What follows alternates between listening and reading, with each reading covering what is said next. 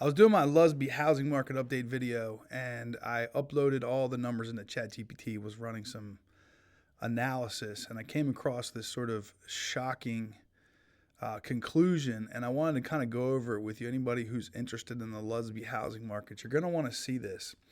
So I uploaded everything from January 1st, 2024 until today, and then I did a comparison between last year and today. And then I just sort of looked at some numbers just for this year when it comes to the failed listings, and I'm going to talk about that in a second. But let's just start with the winter market, which I sort of broke it up into, like, we're at the 6-month mark, so I just did the first sort of up until March 14th, and then from March 15th until today. And then I also did just like a 30-day snapshot. So the winter market was pretty flat. It was up 16%, 42 to 49. Days on the market went from 40 to 52, was up 32%. And then the number of failed attempts was just up 10%, went from 10 to 11. So it kind of just like was a few more houses were selling, taking a little bit longer to sell, but pretty normal market for the slowest market ever. But that's just comparing last year to this year, and we're in a historically slow time, but just going through that. Then the spring market, the number of sales was exactly flat. If you looked at the total from March 15th until today, you'd think, okay, we're in a normal market, everything's fine. Days on the market started to tick up 42% from 25 or 26 to 37. But here's where it gets crazy. The failed listings went from 14 to 39, up 178%. Now it gets even more drastic when you just look at the past 30 days. The number of closed sales went from 31 to 21, down 30%. Days on the market went down, but that's because they took off 17 listings in the past 30 days, up 142%. So here's where these two numbers right here are what you need to understand when you're considering the Lusby housing market. The number of sales is at 21. The number of houses that were either canceled, expired, or temporarily off the market for more than 14 days at 17. You're at an almost 50% ratio of number of houses that sold versus the number of houses that came off the market. This reminds me very much of when I started in real estate. I was a lender from 2009 until 2014, but then I started selling houses in 2014.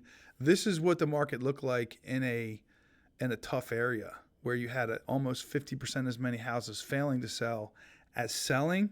So I think what you just saw is a brick wall in the Lusby housing market.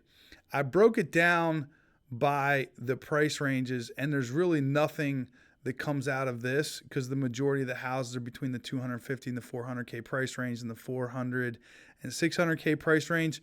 There's nothing coming out of that. But the thing that you need to be aware of is we are seeing a flood of houses coming off the market.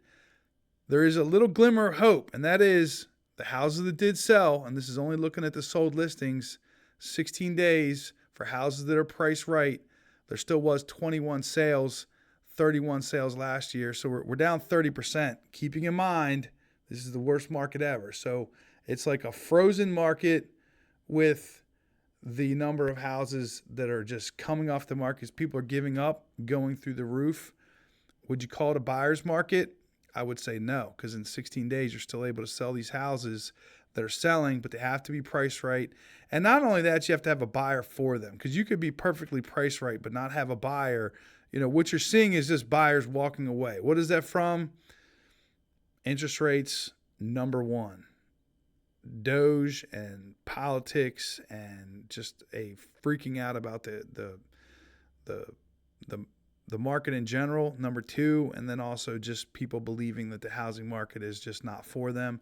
I know a ton of people who are just sitting on the sidelines and saying, unless something changes, I'm not buying a house. The fact of the matter is we'll probably see price reductions and we'll probably see the house prices coming down, but it's only going to be a little bit. It's not like you're going to see some 20% correction in the housing market.